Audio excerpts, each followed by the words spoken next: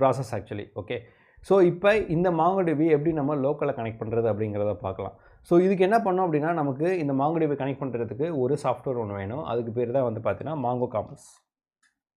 MongoDB Compass. இது வந்து ஒரு ஃப்ரீ சாஃப்ட்வேர் தான். ஐ திங்க் இது 150 MB என்னமோ அவ்வளோதான் வரும்.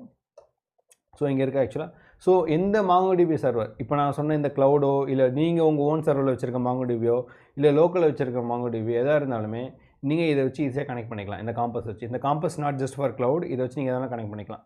ஸோ டவுன்லோட் டவுன் கொடுத்துக்கோங்க. இது இமீடியட்டாக என்ன பண்ணோம் அப்படின்னா உங்கள் சிஸ்டமோட இந்த இடத்துல பேஜ் வரும். இதில் வந்துட்டு உங்கள் சிஸ்டமோட டீட்டெயில்ஸ்லாம் அதுவே எடுத்துக்கும். இன்கேஸ் எனக்கு வந்து விண்டோஸ் தான் வேணும் அப்படின்னா இந்த ட்ராப் டவுனை கிளிக் பண்ணிவிட்டு உங்களுக்கு வந்து விண்டோஸ் இங்கே இருக்குன்னா இங்கே இருக்கும். இது நீங்கள் என்ன சிஸ்டத்தை கனெக்ட் பண்ணிங்களோ டிஃபால்ட்டாக அந்த சிஸ்டம் இங்கே இருக்கும். But still if you want to use any different operating system then you can choose it here actually here. Okay. Choose பண்ணிவிட்டு நீங்கள் டவுன்லோட் கொடுத்தீங்க அப்படின்னா இமீடியட்டாக அந்த